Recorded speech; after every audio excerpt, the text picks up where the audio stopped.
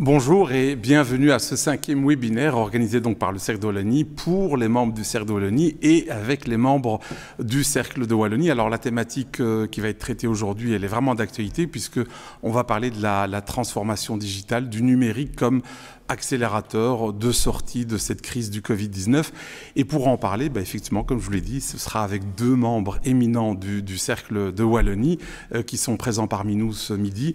Et donc à ma droite, Pascal Laffineur, qui est donc le CEO d'NRB, qui est une grosse société wallonne basée à Liège, même à Herstal plus précisément, qui est présente dans l'ensemble de la Belgique, qui est une société de services informatiques. Et c'est aussi un partenaire important du Cercle de Wallonie. Et puis à ma gauche, uniquement géographiquement, Thierry Geerts, le CEO de Google et qui est aussi très très connu, je dirais, par nos membres à travers son dernier livre Digitalis, qui a eu beaucoup de succès, 25 000 exemplaires, donc c'est ce qu'on appelle un succès de librairie. Merci à tous les deux d'être là pour cette thématique. Alors la première question, et je regarde Pascal Laffineur, c'est tout simplement, est-ce qu'on peut considérer que le confinement a servi de moteur ou d'accélérateur pour la transformation numérique des entreprises? On dit même que ça a été une sorte de plan marketing indirect, ce Covid-19. Quel moment extraordinaire au sens premier du terme, vraiment tout à fait hors de l'ordinaire que nous vivons là. On est évidemment tout au début de cette transformation qui est post-Covid et il est incontestable que cette période a été extrêmement propice pour faire quelque part la promotion des technologies du numérique et du besoin de transformation numérique. Je pense qu'il y a deux volets. Le premier est un volet technique, technologique. Dans toute transformation, d'ailleurs, il y a plusieurs éléments. Ici, la partie technologie, elle existait déjà avant. Les technologies étaient disponibles. Elles ont un peu évolué. Il y a de nouvelles idées qui sont arrivées sur le marché, de nouvelles applications qui ont pu être développées. On pourra peut-être en parler plus tard. Mais ce qui me semble être l'élément le plus important dans la transformation et dans le boost que cette crise a pu apporter à cette transformation et apportera dans les mois et les années qui viennent, c'est la transformation au niveau des process et des personnes. Je pense que ces 3 mois qui ont été vécus de façon plus ou moins harmonieuse en fonction de la situation des entreprises sont incontestablement une période favorable pour réfléchir à son besoin de transformation et pour nous mettre tous, en tant qu'individus, finalement dans une zone d'inconfort qui nous force à la réflexion et qui nous pousse à prendre des décisions. C'est un peu, je ressens ces 3 mois de pause, un peu comme quand un orchestre fait une pause dans sa musique, pour mieux attirer l'attention du public et pour dire quelque chose d'important. Je pense que pour les entreprises aujourd'hui, c'est le moment de dire quelque chose d'important quant à leur transformation et d'avoir l'adhésion des personnes qui peut-être étaient réticentes à oser se transformer. Donc oui, je pense que c'est une véritable opportunité et qu'il faut à tout prix la saisir, que l'entreprise ait souffert plus ou moins de cette crise. Thierry, vous confirmez, cette crise, au moins l'aspect bénéfique, c'est que ça nous a fait gagner quelques années en termes d'évangélisation, de numérisation des entreprises belges et wallonnes en particulier? Écoutez, vous avez mentionné Digitalis. Eh bien, en fait, en 2 mois, Digitalis a gagné 5 ans. Ça aurait mis 5 ans normalement pour convaincre les gens que de travailler à la maison, ça avait du sens et qu'il fallait arrêter de construire des autoroutes, les méthodes de convaincre les gens d'être moins dans les embouteillages pour travailler à la maison. Et il n'y avait pas moyen de convaincre les entreprises de faire des webshops parce qu'ils disaient oui, mais le digital c'est dangereux, c'est pas sécurisé. Et puis on s'est rendu compte qu'au fait le digital c'est justement plus sécure que le physique, puisque le physique un problème de bactéries, de virus, et le digital a un avantage. Donc on paye maintenant avec son smartphone, on trouve ça normal. C'était possible avant la crise, mais aujourd'hui ça devient la norme. Et donc on a transformé l'exception en la norme. Et comme souvent, il faut une crise pour que des technologies qui étaient déjà là soient enfin utilisées à bon propos. Imaginez si on avait dû vivre ce moment-ci sans l'élément digital. On n'aurait pas su travailler de la maison, on n'aurait pas su suivre des cours en vidéo pour nos enfants, et on n'aurait pas su commander tous ces produits qu'on a su se faire livrer à la maison. Et donc maintenant, tous ces éléments-là vont rester après la crise, et ça va nous aider à régler les autres problèmes qu'on a maintenant à régler. Alors, est-ce qu'on peut parler de ces travailleurs de l'ombre? On a beaucoup parlé des caissières, des magasiniers, des transporteurs, des infirmiers, enfin bon, tous ces gens qu'on ne voyait pas ou pas trop à l'époque.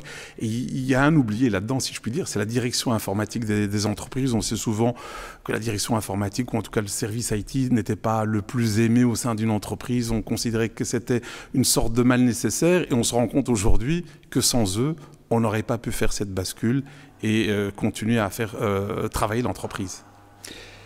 Les pauvres, les informaticiens. Dans toutes les entreprises, en général, quand l'informatique fonctionne, on n'en parle pas. Et puis quand il y a un bug, un gros bug, ça devient soudain populaire et dans le mauvais sens du terme dans ce cas-ci.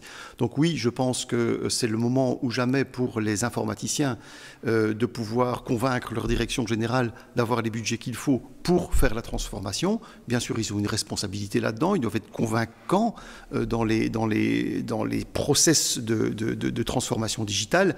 Mais bien entendu, je pense que chacun des collaborateurs d'une entreprise doivent être aidés par la technologie. Donc, une technologie que l'on déploie sans l'arsenal de formation, permettre en fait à chacun de l'utiliser de façon souple et simple, est absolument indispensable. Donc, encore une fois, ne voyons pas les choses comme uniquement d'un point de vue technologique. Les technologies sont là. Choisir entre telle ou telle technologie n'est probablement pas le point essentiel, mais véritablement faire en sorte que les personnes soient capables de l'utiliser au quotidien, de chez eux, de façon simple.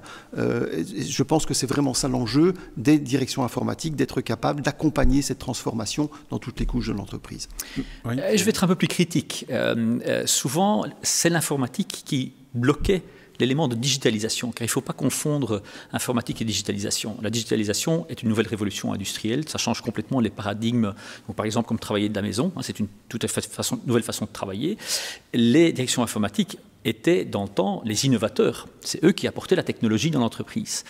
Ces dernières années, beaucoup de directeurs informatiques étaient plutôt les plombiers qui maintenaient leurs vieux serveurs et qui étaient par exemple contre le cloud computing ou qui étaient contre le travail à la maison, qui n'empêchaient pas les gens pour des raisons de sécurité informatique de travailler de chez eux. Et donc je crois que le directeur informatique doit redevenir ce d'éléments d'innovation et naturellement les chefs d'entreprise doivent mieux comprendre de quoi il s'agit parce que naturellement, même un bon directeur informatique a les meilleures idées du monde, s'il arrive face à un CEO, un directeur général qui ne comprend pas comment le monde d'aujourd'hui fonctionne, ça ne va pas aller non plus. Mais donc c'est une bonne leçon par rapport au conservatisme en général qui était très fort implanté dans beaucoup de services informatiques malheureusement. Alors, Pascal Affineur, Thierry Geertz, le patron de Google Belgique, vient d'évoquer le télétravail en filigrane. Alors, tout le monde parle du télétravail aujourd'hui. Est-ce que vous pensez que c'est quelque chose qui va perdurer au-delà de cette crise du Covid-19 ou est-ce que c'est juste un feu de paille et qu'on va revenir au business as usual d'ici quelques semaines ou quelques mois? C'était très intéressant d'observer comment les entreprises se sont adaptées en quelques heures au télétravail. Chez NRB, la totalité ou quasi-totalité des collaborateurs ont travaillé de chez eux. On n'était sûrement pas les moins bien lotis sur cette transformation-là. Mais enfin, j'étais moi-même très impressionné par la vitesse à laquelle ça a été, avec même presque au début une espèce d'enthousiasme presque supplémentaire du fait de devoir continuer à servir les clients à partir de chez soi.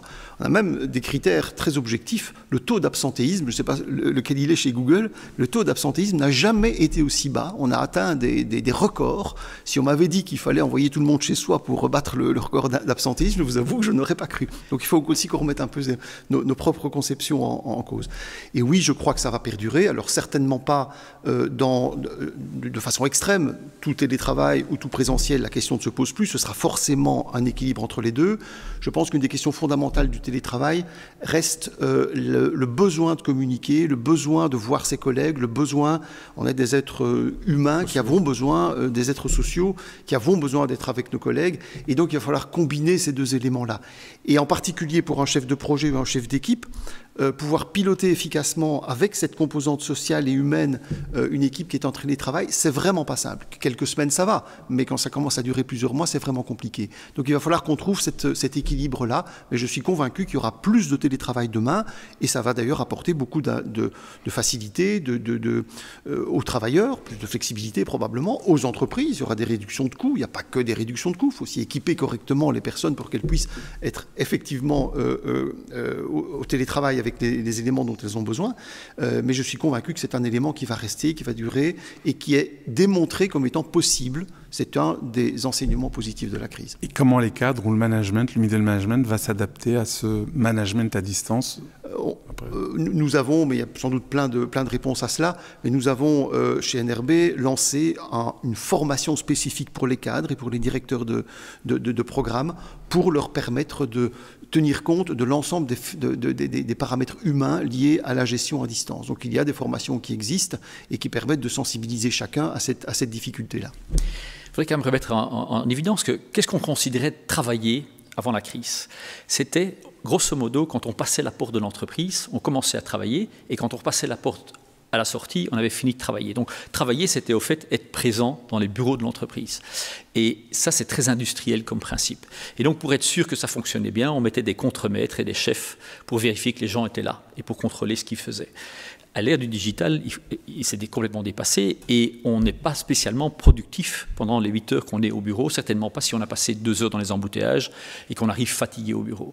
Et donc le principe est complètement différent, c'est-à-dire qu'on veut maintenant stimuler les gens pour travailler pour l'entreprise et faire les bonnes choses pour aider les clients. Et ils vont faire ça de la maison pour une grosse partie du temps, ou venir parfois au bureau, ou aller chez les clients au bon moment, de façon où quand c'est nécessaire. Quand ce n'est pas nécessaire, il y a moyen de travailler de la maison, éviter 1 heure de route, être moins dans les embouteillages, pouvoir manger avec sa famille à midi, mais on va devoir réinventer quel est l'esprit d'équipe, réinventer la culture d'entreprise. Et là, je crois qu'il est important de ne pas croire que c'est facile. C'est difficile pour tout le monde. C'est difficile pour Google, qui est une société complètement digitale. Nous devons aussi trouver ces nouveaux équilibres. On aurait créé des bureaux fantastiques, beaux et bien équipés pour que les gens soient bien à l'aise et se sentent chez Google. Comment est-ce qu'on redéfinit ça d'une façon digitale? Et je crois que un message important pour toutes les entreprises en Wallonie, c'est de se dire qu'il n'y a pas de perfection, il n'y a pas de mode d'emploi. Mais c'est une réalité qu'il faut faire travailler les gens de chez eux et les stimuler à faire le bien pour le client plutôt que de contrôler le nombre de minutes qui sont derrière leur ordinateur, parce que ça n'est pas la façon dont le digital fonctionne, c'est la créativité, la collaboration et cette volonté de trouver les bonnes solutions pour le client qui va faire qu'une société réussit. Alors Pascal, la transformation numérique implique aussi qu'il va falloir revisiter, revoir les compétences numériques des collaborateurs plutôt vers le haut, donc les upgrader. Alors c'est une question qui se pose évidemment dans le secteur privé, mais également dans le secteur public, que ce soit les écoles, donc dans l'enseignement ou les services publics. Tout à fait. Comme beaucoup d'entreprises, on était très sensible aux difficultés que le secteur public a rencontrées dès le début de la crise. Je pense par exemple à l'enseignement. Il y a de nombreux secteurs qui ont été complètement bouleversés par le côté soudain de cette crise. Et il était plutôt facile de se dire, on va par exemple aider une école avec en leur apportant de l'équipement, des PC, des tablettes, etc. Évidemment, ce n'est pas suffisant, c'est tout le process qu'il faut revisiter. Et donc, on a remarqué qu'il était absolument essentiel d'accompagner les acteurs dans l'enseignement des formations nécessaires. Donc on a mis en place une formation qui a été dispensée aux acteurs principaux pour qu'ils puissent en fait faire le meilleur usage possible des outils digitaux. Donc toute cette transformation, on n'insistera jamais assez, est une transformation des personnes, de leur donner les compétences nécessaires pour s'adapter au numérique. Donc je pense que l'aspect formation, et donc c'est aussi une opportunité pour les écoles, pour les centres de formation, pour les universités, d'aider à cette montée en compétences pour l'ensemble des personnes qui sont concernées. Je voudrais dire donc pour l'ensemble des personnes. Il est très important de comprendre que ce n'est pas une compétence qu'on doit avoir dans le service informatique. Tout le monde a appris à lire pour réussir les premières révolutions industrielles. Tout le monde doit apprendre à comprendre le digital pour fonctionner dans le monde de demain. C'est le service informatique, mais un philosophe doit aussi connaître les techniques digitales pour pouvoir échanger ses idées philosophiques avec d'autres. Toute entreprise et tous les collaborateurs d'une entreprise doivent être formés au digital. On a lancé avec Google l'atelier digital pour former, entre autres, les PME au digital, mais tous les collaborateurs. Et comme c'est une formation gratuite et en ligne, on a formé 20 000 personnes entre-temps. Mais au fait, il faut former 11 millions de Belges. Et il faut commencer très tôt, dès le plus jeune âge, puisqu'on vit dans un monde entouré de digitalisation. Il faut naturellement que les gens puissent être à l'aise, comprendre les risques et les avantages. Et donc il y a, à mon avis, un énorme retournement de situation à faire dans toutes les formations pour que la digitalisation soit base de toute formation. Voilà, il y a du boulot, effectivement. Alors Pascal, cette crise a aussi été un révélateur par rapport à l'importance de la data, de ce qu'on appelle les données en bon français. On se rend compte que non seulement il faut en disposer, les détenir, mais savoir aussi les exploiter. Les exploiter et les exploiter en toute sécurité. Hein. Oui. Le nombre de débats qu'il y a autour de, voilà, je donne mes données pour le bien, mais il faut qu'elles puissent être utilisées à bon escient et pas uniquement par les personnes concernées. Oui, c'est aussi un des éléments essentiels de cette transformation numérique, c'est comment gère-t-on les données. La plupart des entreprises sont assises sur une montagne de données qui sont rarement organisées de façon efficace et qui donc ne donnent pas lieu à une exploitation par quelque logiciel que ce soit. Donc je pense qu'en effet, les data lakes, les technologies que nous avons pour aider les entreprises à mettre de l'ordre dans leurs données pour pouvoir les exploiter, pour pouvoir en tirer un business utile, est encore plus une question aujourd'hui.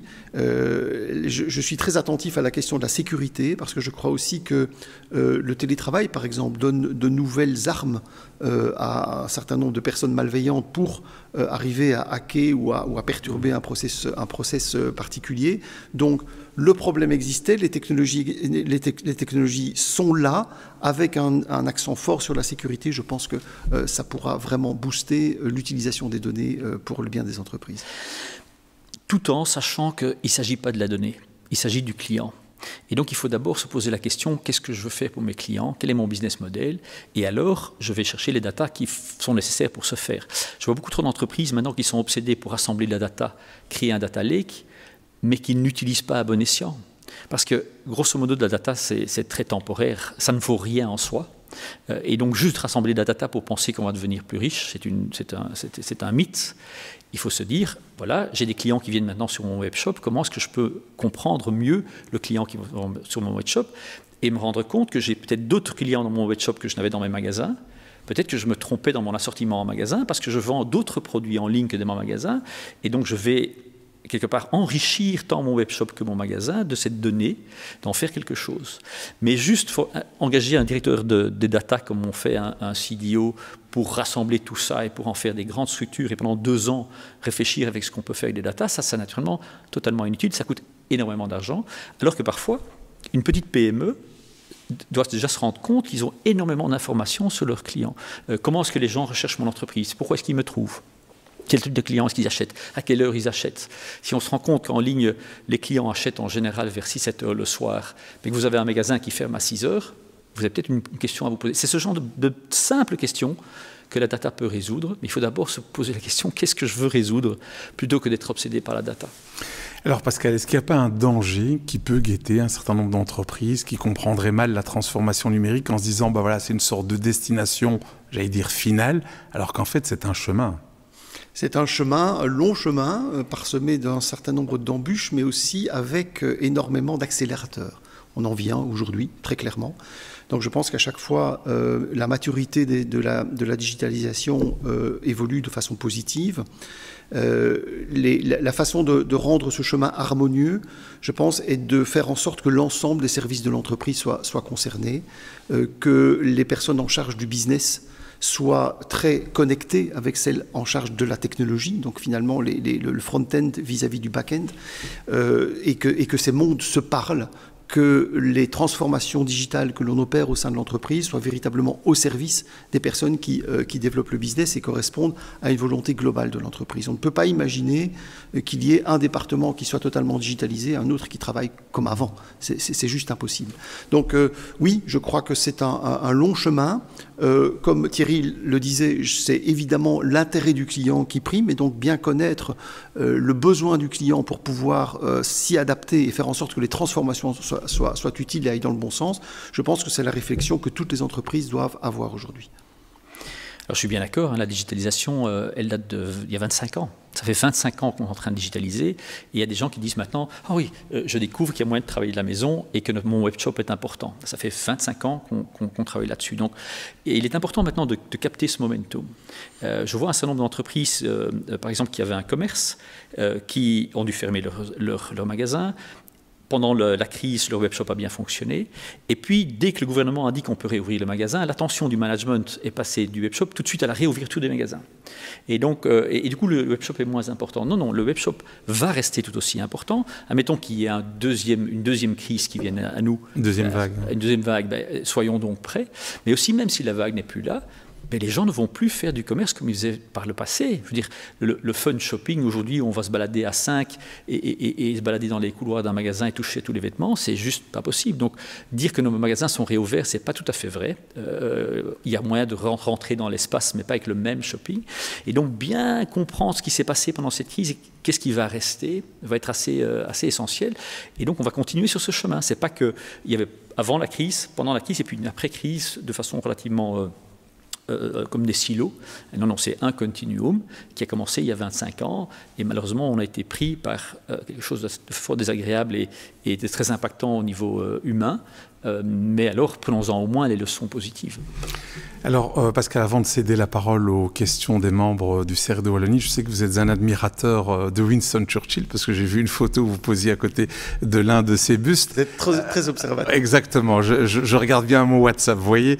Et effectivement, il disait, enfin, il est réputé pour avoir dit « Never waste a good crisis », donc ne gaspillez jamais une bonne crise. Bah, justement, la question est toute simple, c'est quelles leçons, au singulier ou au pluriel, tirez-vous de cette crise? Oui. Plusieurs leçons, certainement, celle de pouvoir se remettre en question, aucune certitude en ce bas monde. Je vous dis, sur des choses aussi simples que l'absentéisme, etc., ça m'a appris beaucoup. Je crois aussi que c'est l'occasion pour les entreprises de remettre en cause des décisions un peu caricaturales qui peut-être avaient été faites par le passé.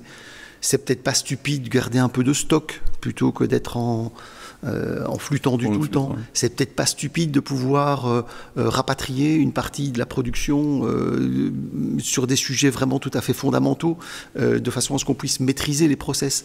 Donc je pense que ça va permettre de retrouver, de rééquilibrer peut-être un peu, que la pendule était un peu trop à gauche ou un peu trop à droite, il va falloir la remettre un petit peu au milieu.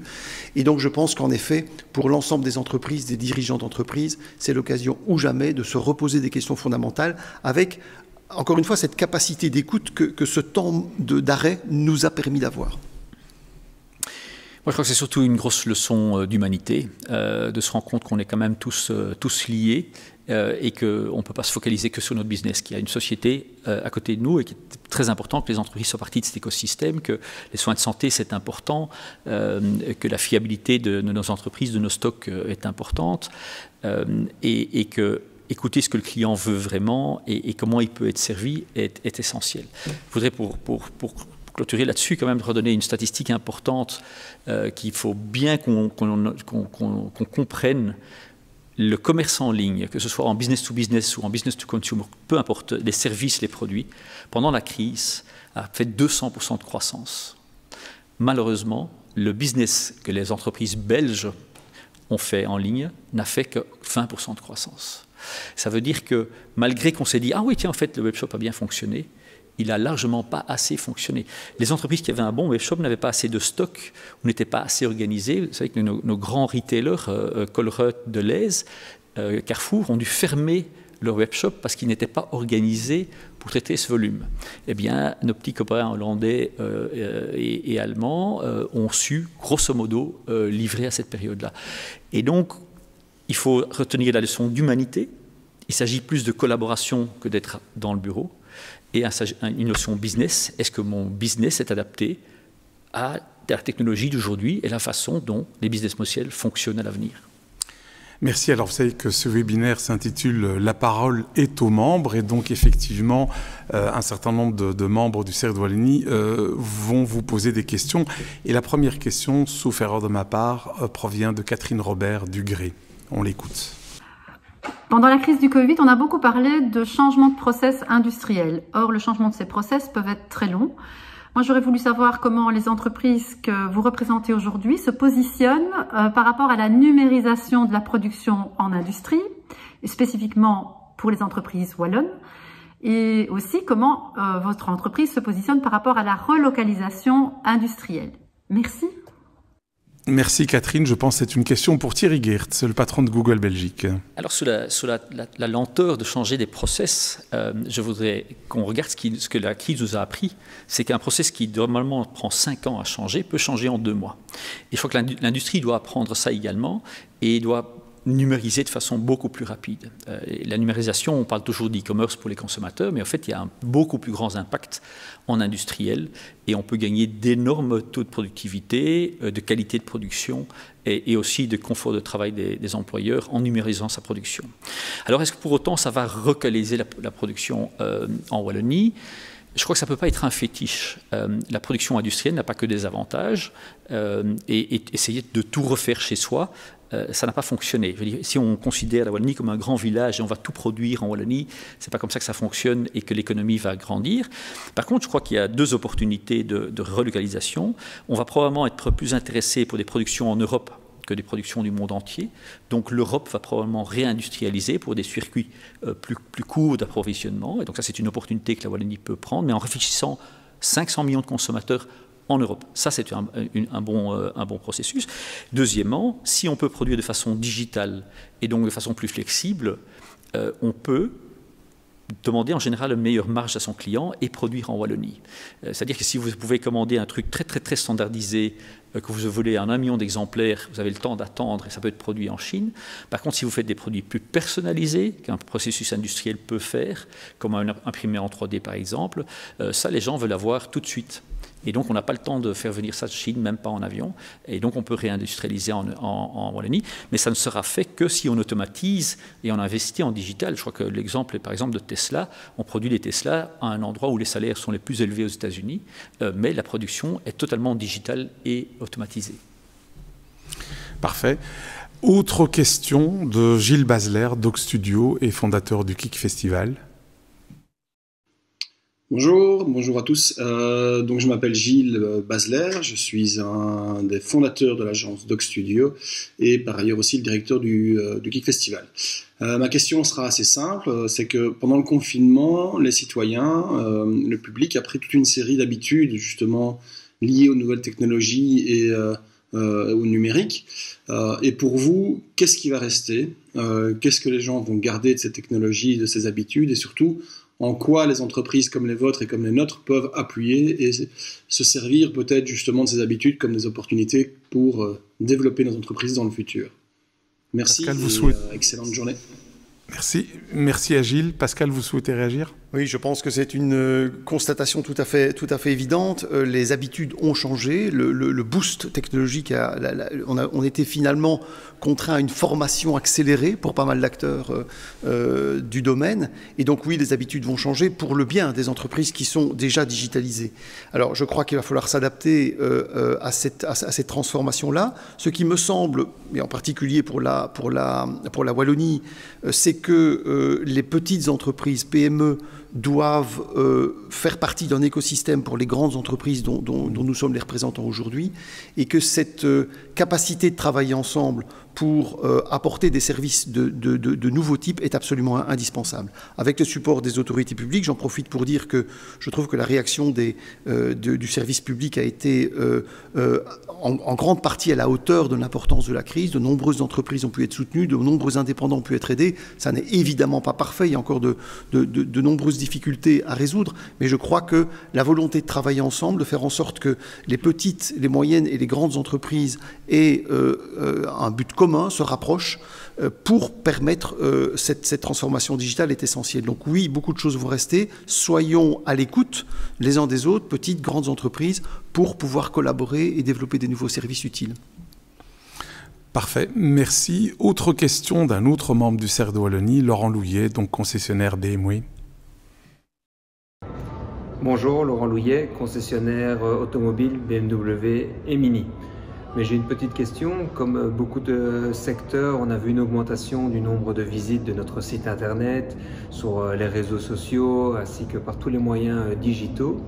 Mais pensez-vous qu'on va encore aller plus loin et que le digital va servir non pas pour simplement renseigner les clients, mais pour passer à l'acte et qui diminuerait bien évidemment l'importance de nos showrooms et le contact que nous avons avec les clients? Merci Laurent. Question pour Thierry et sans doute aussi Pascal d'ailleurs. Oui, je crois effectivement qu'il faut réinventer le showroom. Le showroom en tant que tel n'a plus vraiment à l'avenir de raison d'être. Vous voyez déjà Tesla, vous commandez totalement une Tesla en ligne, vous ne passez pas dans un concessionnaire, ou si vous avez un concessionnaire, c'est pour aller voir la voiture ou la tester, mais il n'y a plus tout le processus de vente traditionnel. Et alors si on dit oui, mais ça c'est Tesla, la Citroën, la dernière Citroën, la Citroën Ami, est aussi totalement à vente en ligne et vous pouvez avec votre smartphone commander une Citroën Ami. Bon, elle est meilleur marché que certaines autres voitures, mais ça prouve à quel point ça transforme. Et donc la question est de savoir comment transformer mon business du showroom pour quand même recréer une ambiance, mais alors il faut avoir un vrai service client. Et vous n'êtes pas toujours aussi bien accueilli quand vous allez à une voiture à l'entretien. Et peut-être il faudra trouver de nouveaux produits ou de services à vendre dans les concessions. Pascal ? Oui, je pense que c'est les tâches peut-être les moins valorisées qui peuvent être remplacées, qui seront remplacées par la digitalisation. Je pense que les concessionnaires doivent en effet se réinventer en ayant la capacité d'apporter un service de plus haut niveau que l'informatique ne peut pas apporter. Typiquement, on n'a pas besoin d'un vendeur de haut niveau pour cocher la case d'une option. On peut en effet très bien le faire à distance. Par contre, avoir la capacité de tester la voiture, d'être impliqué dans un processus de vente de plus qualitatif est certainement une voie d'évolution pour les concessionnaires pour véritablement pouvoir faire plus de premium dans le service vis-à-vis du client. Donc une transformation nécessaire mais tout à fait qualitative me semble à la portée des concessionnaires automobiles. Merci. Alors autre question de Sandrine Delforge d'HEC Liège. Bonjour, mon nom est Sandra Delforge, je suis directrice des relations entreprises à HEC Liège. Comme beaucoup de secteurs, l'enseignement a dû réagir vite à une situation exceptionnelle. Heureusement, à HEC Liège et grâce au soutien aussi informatique de l'université, nous avons pu organiser nos cours et maintenant nos examens en ligne afin de perturber le moins possible la fin de cette année académique. La question se pose maintenant de la rentrée académique. Sera-t-il possible de mettre 600 étudiants dans le même auditoire? Sans doute que non. Le digital est certainement une partie de la solution, mais le contact avec les étudiants et entre les étudiants reste évidemment très important. Ma première question est pour M. Geertz. Est-ce qu'un acteur comme Google a planché sur la problématique de l'enseignement virtuel? Ma deuxième question est pour les deux orateurs. Nous sommes très actifs au niveau de notre transformation digitale au sein de HEC, que ce soit au niveau de l'enseignement, de la recherche, mais aussi dans notre manière de fonctionner. Mais quelles seraient selon vous les collaborations à développer dans ce cadre entre le monde économique et le monde de l'enseignement? Je vous remercie. Merci Sandra. La question, la première, elle vous est adressée, Thierry Geertz. Alors on y a énormément réfléchi naturellement et on pense que l'idée de mettre 600 étudiants dans un auditoire est juste un processus industriel et complètement dépassé. Ça n'a aucun sens de faire venir 600 personnes pour écouter la même personne qu'on peut très bien enregistrer en une vidéo. Et si on l'enregistre en une vidéo, non seulement on peut la regarder de chez soi, mais en plus, si on n'a pas compris quelque chose, on peut repasser en arrière, écouter 3 fois la même chose. On peut même mettre la vidéo plus rapidement pour les élèves un peu plus doués et plus lentement pour les élèves moins doués. Par contre, il faut naturellement recréer ce qui est le plus important de l'université, c'est-à-dire l'échange d'idées et aussi d'apprendre à connaître d'autres étudiants, donc créer un réseau. Et donc, plutôt que d'avoir des auditoires à 600 personnes, il faudra trouver d'autres systèmes où les étudiants peuvent se retrouver pour plancher sur des cas ensemble et également pour recréer l'effet du networking, comment est-ce qu'on se retrouve en tant qu'étudiant et donc comment est-ce qu'on refait la fête après la crise. Mais le système d'un auditoire avec un prof devant et est-ce qu'on dit que c'est bien pour la connexion et l'étude des étudiants? Franchement, la plupart du temps, les étudiants dorment pendant 7 heures de cours et ils n'ont pas l'occasion de se parler, puisque s'ils se parlent, ils sont plutôt en conflit. Donc il faut recréer un autre processus où on apprend de façon virtuelle, mais on se voit pour discuter sur les cours, les exercices et la connexion humaine. Oui, j'ai des enfants étudiants, donc je comprends bien la problématique et leur grande crainte, c'est moins la capacité que l'université aura de leur enseigner la bonne matière que celle de ne pas retrouver leurs copains, copines. Et cet élément social est absolument indispensable et fait une grande partie de la motivation que nos étudiants peuvent avoir. Je pense que, comme on l'a dit, c'est faire moins de quantité et plus de qualité. Donc il faut faire la part des choses entre les thèmes qui n'ont pas besoin de présentiel. Typiquement un cours de 600 personnes, en effet, n'a absolument pas besoin de présentiel. Par contre, ce concentrer sur des moments probablement plus réduits en temps et en nombre, mais qui vont véritablement apporter une qualité dans l'échange et dans les relations sociales. Donc oui, il y a un besoin d'être réinventé. Pour ce qui est de la collaboration avec les entreprises, elle est indispensable. Je pense que c'est un des défauts du tissu académique en Belgique et peut-être en particulier en Wallonie, c'est de ne pas être assez connecté avec les entreprises. C'est une façon, je crois, de résoudre la difficulté de se rencontrer en grandes équipes, c'est de permettre à certains étudiants de faire une partie plus importante qu'aujourd'hui de leur parcours scolaire dans les entreprises, avec un apprentissage probablement plus pratique, encadré différemment, et de rendre cet enseignement obligatoire, plus que sur base du volontariat pendant les vacances ou comme c'est souvent le cas aujourd'hui. Je sais qu'il y a beaucoup d'initiatives qui ont déjà été prises dans ce domaine-là, mais voilà typiquement un exemple de sujet que nous devrions débattre entre les autorités académiques et les entreprises pour accélérer ce mouvement qui va dans le sens de tout ce qu'on vient de dire et qui ne nécessite pas une présence massive de personnes au même endroit. Merci. On arrive malheureusement au terme de ce webinaire. Toutes les bonnes choses ont une fin. Donc je remercie Pascal Laffineur, CEO d'NRB, et Thierry Geerts, le CEO de Google Belgique. Merci pour votre temps. Merci pour votre partage aussi d'expertise. Merci aussi aux membres qui nous regardent pour leur attention et leur dire qu'on les retrouvera très prochainement avec d'autres orateurs, notamment Georges-Louis Boucher, Bernard Delvaux et le professeur Roland Gillet. À très bientôt. Merci.